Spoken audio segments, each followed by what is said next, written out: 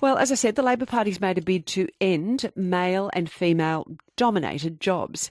It's all under this new budget approach. It's looking at how every taxpayer dollar that's spent impacts the way that people take up jobs like engineering, teaching and healthcare. Our Finance and Women's Minister, Katie Gallagher, who's, we did reach out to her today. She's unavailable to come on the show today. But she has said that Australia has one of the worst gender-divided labour markets anywhere. Is that true? Do we separate too much into genders at work? 133 693. And does it need to change, or is that okay with you? Are there some industries that need to become more inclusive? Your thoughts, 133 693. Joining me now, Sue Ellison is a career expert and author. Good afternoon, Sue. Hi, Didi. Do you have any idea which industries would be the worst for skewing towards one gender or the other? I've done some research from the ABS data from the 2021 census, and it shows that there are significantly more women than men in areas like healthcare and social assistance, education and training, retail trade and accommodation and food services, where there's a bigger skew for more men than women in construction, manufacturing, transport and mining. So I guess the average person in the street would probably be well aware of that as well. And the other question that goes with that is there any particular professions or workplaces that are better suited to either men or women?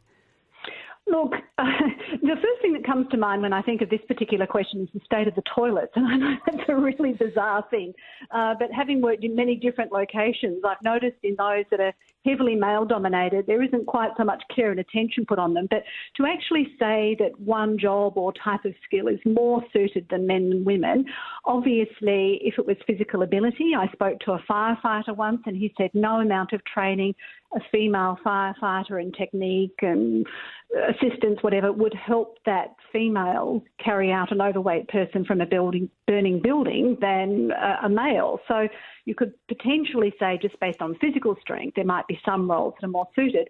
But I'm quite sure that most workplaces work better if there is a mix of male and female.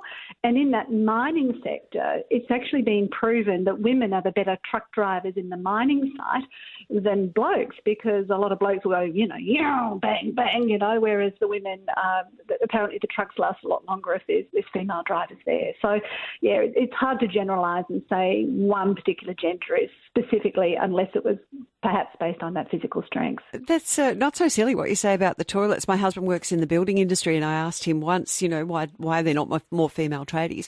And I have to say, from what I've heard, female tradespeople are warmly welcomed. They often have better skills, better organisational skills, and often attention to detail is much better. And there's other attributes they've got, but it's the kind of off-field area, maybe the lunchroom or the facilities provided for them where things can be lacking. The Finance and Women's Minister, Katie Gallagher, she says Australia has one of the worst divided labour markets anywhere. Would that be right? Are we worse in Australia?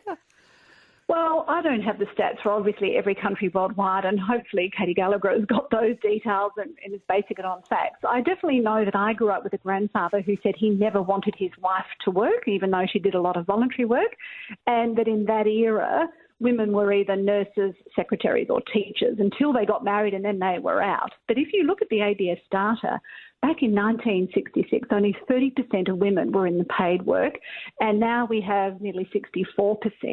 Back then, there were 80% of men employed, and now that's dropped down to 71%.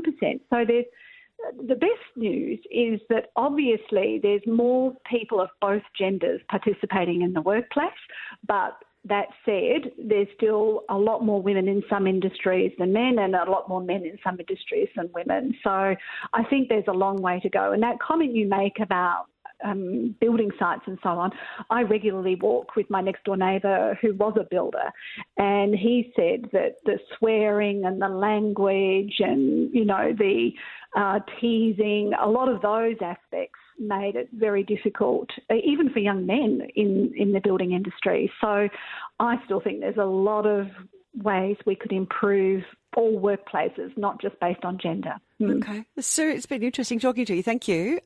Sue Ellison there, career expert and author.